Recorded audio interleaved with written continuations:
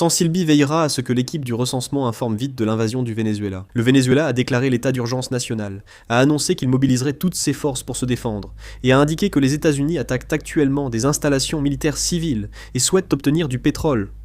En outre, le Venezuela a déclaré qu'il rejetait l'agression militaire des États-Unis, et a également proclamé la mobilisation générale. D'après la commission de presse de Skies, la résidence du ministre vénézuélien de la Défense a été détruite lors d'une frappe aérienne, et on ignore si le ministre est en vie. Par ailleurs, il a été rapporté que la garde présidentielle vénézuélienne et la résidence du président Maduro n'ont pas du tout été touchées par les frappes aériennes, ce qui alimente les spéculations selon lesquelles l'armée américaine chercherait à capturer le président Maduro vivant. La localisation du président Maduro n'a pas encore été clairement confirmée, et il n'est pas certain qu'il soit en sécurité. Ici, Caracas.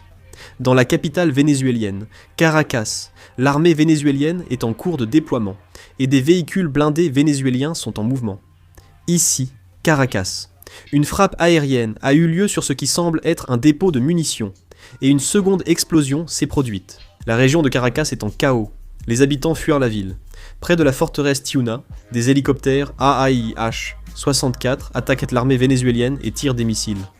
Ici, Caracas. On voit aussi l'armée vénézuélienne arrêter et frapper des civils tentant d'évacuer. À Higuerote, ville côtière près de Caracas, des explosions retentissent et de la fumée apparaît.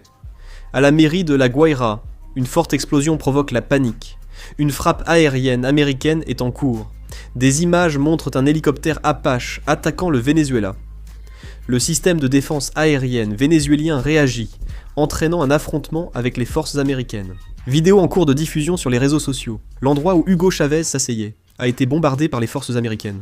On voit certains Vénézuéliens continuer à utiliser des feux d'artifice pour semer la confusion parmi les troupes américaines. Une grande quantité de feux d'artifice est tirée. Un reportage de CBS indique que le président Trump a ordonné des attaques contre des cibles, dont des installations militaires au Venezuela.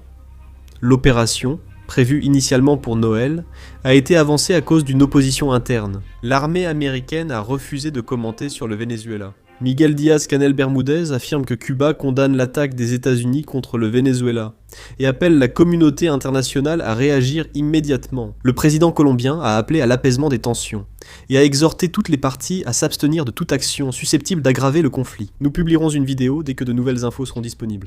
Merci, la vidéo est terminée.